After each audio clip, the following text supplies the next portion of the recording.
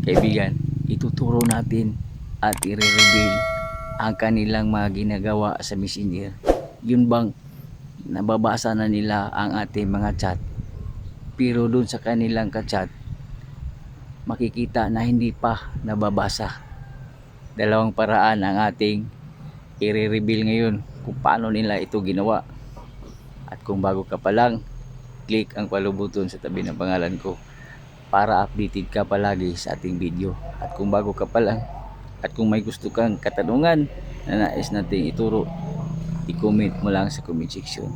Tara, let's go! Ganito ang kanilang ginagawa sa kanilang setting ng Messenger, kaibigan. Yun bang basa na pala nila ang ating chat, pero doon sa ating Messenger ay hindi pa natin nakita, nabasa na nila.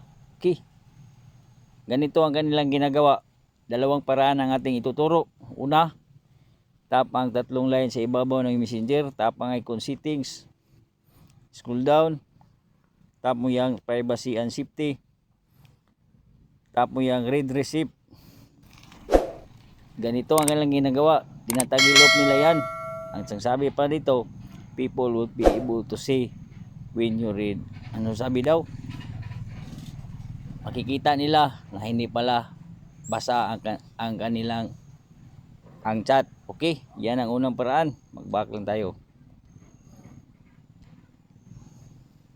At ang pangalawang paraan ay ganito ang kanilang ginagawa. Nilulong press nila ang kanilang chat at nilagay sa archive o wala dito automatic.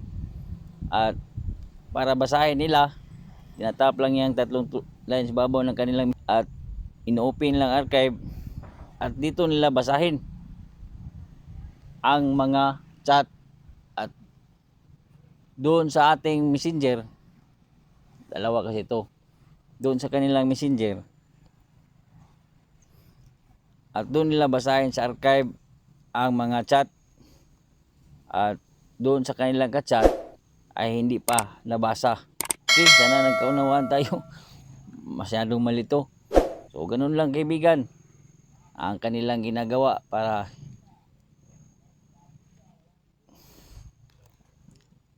ang kanilang ginagawa para hindi malaman na nabasa na pala nila at doon sa kanilang ka-chat ay hindi pa nabasa. So huwag kalimutang i-share ang ating videos. Tandaan ang kalaman ay kayamanan. God bless sa lahat.